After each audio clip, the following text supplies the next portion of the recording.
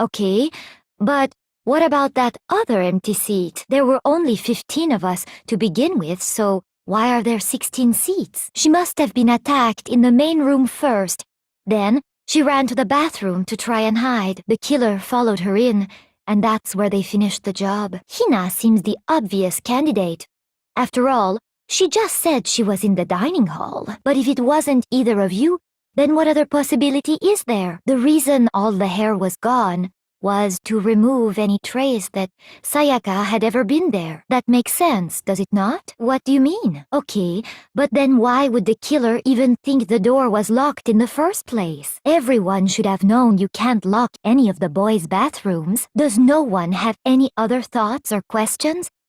It does not matter how trivial they may seem. Oh, but can we be sure anyone even got this note? And honestly, even if they did, I do not think they are at all involved in what happened. Would you like to hear what I have to say? Very well then.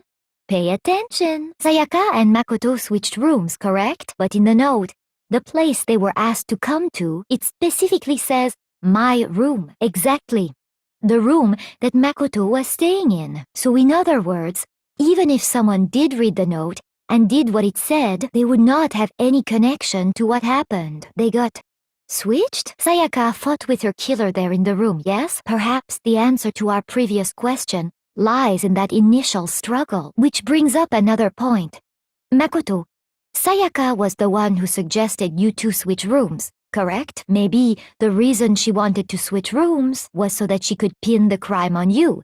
That is a possibility, is it not? That would also explain why she would switch the nameplates. She wanted to get whoever she had targeted to come to Makoto's room, where she was staying, and by committing the murder there, instead of her room, that would implicate Makoto. But for that to work, the target had to be lured out, while still keeping the room swap a secret. If the target knew she had switched rooms, they would have become suspicious right away. But in the end, her plan backfired. She launched her attack with the knife, then found herself under attack in turn. That must be when her wrist got broken, and she was forced to drop the knife. Do we really have time for all that? Well, before we get too far into that, I need to ask, can we really be sure that Sayaka is the one who wrote it? But one piece burned off and got left behind. A target 30 feet away would surely be little challenge for the ultimate baseball star. Then it would seem we are finished here. You're saying Genocide Jack is one of us? But I cannot imagine anyone other than you could murder someone in such a bizarre fashion. Perhaps if you had an alibi, that would change things. What is your point? That does make some amount of sense. Then the reason he pushed the theory of Genocide Jack being the killer so hard was because he wanted to pin the crime on her. But Chihiro was suspended with, it was some kind of rope. Was it not? So you're saying that maybe the posters were switched? Then, does that mean that the carpets were switched too?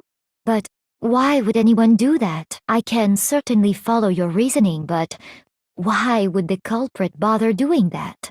Why would they go to all that trouble of switching the scene of the crime? Actually, an even bigger question.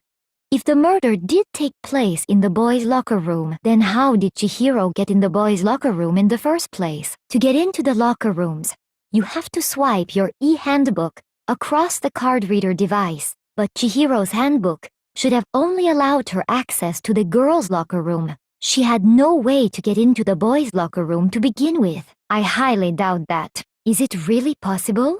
Could Chihiro really have gotten into the boys' locker room somehow? Plus, isn't there a regulation against using someone else's handbook?